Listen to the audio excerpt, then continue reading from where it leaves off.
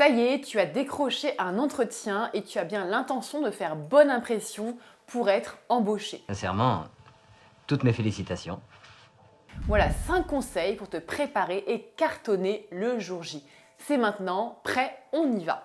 Conseil numéro 1, fais tes recherches sur l'établissement. Le premier conseil est simple, renseigne-toi sur l'établissement où tu postules. Fais des recherches, interroge les gens.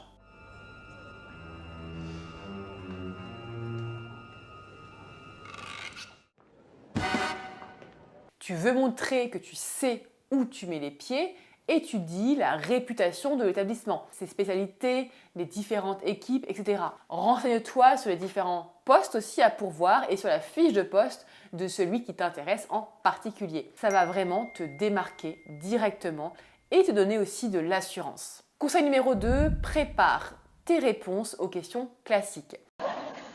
Jean-Pierre ? Vous pouvez répéter la question ? Oui, non. Les recruteurs vont te poser les questions classiques. Parlez-moi de vous, ou alors pourquoi avez-vous choisi notre établissement? Alors là, tu dois être prête.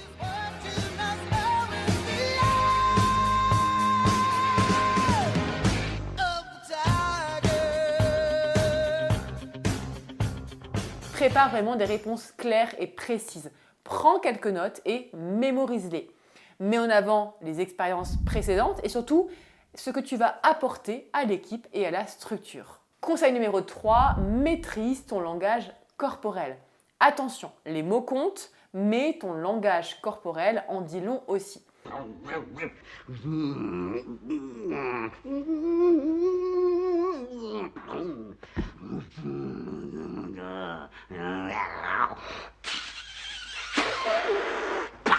Sois ouverte, détendue, mais pro. Ne croise pas les bras, contrôle tes mains et souris.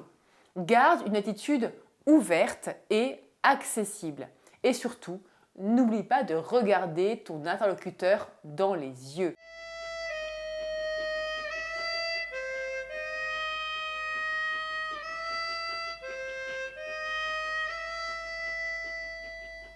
Ça va vraiment montrer que tu es en confiance, que tu es sereine, même si ce n'est pas vraiment le cas.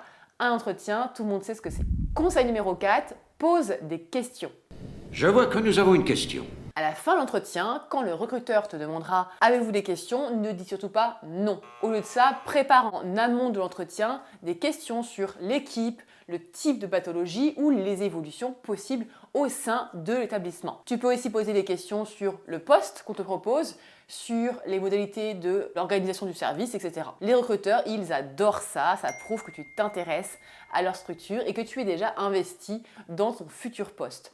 L'autre point important… Oui, Lucien, c'est très important. Dis-toi que la relation entre le recruteur et toi est une relation horizontale, d'égal à égal. Il cherche du personnel, on connaît les difficultés que traverse le secteur de la santé et les problèmes de recrutement. Tu es donc aussi en position que j'appellerais forte. Conseil numéro 5, sois prête pour les mises en situation. Tu vas sûrement avoir des questions du genre « Que feriez-vous dans telle ou telle situation ?»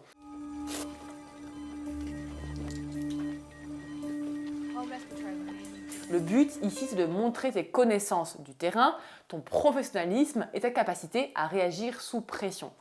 Respire, fais-toi confiance et explique clairement ce que toi, tu ferais. Voilà, maintenant tu es prête ou prêt à réussir ton prochain entretien et à décrocher le poste.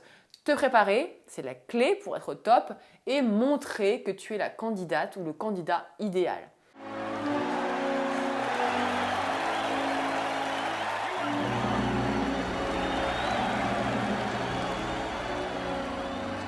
Et c'est un excellent exercice aussi de confiance en soi, de mise en valeur de tes compétences et de ton expérience. Plus tu vas passer l'entretien et plus tu seras sereine.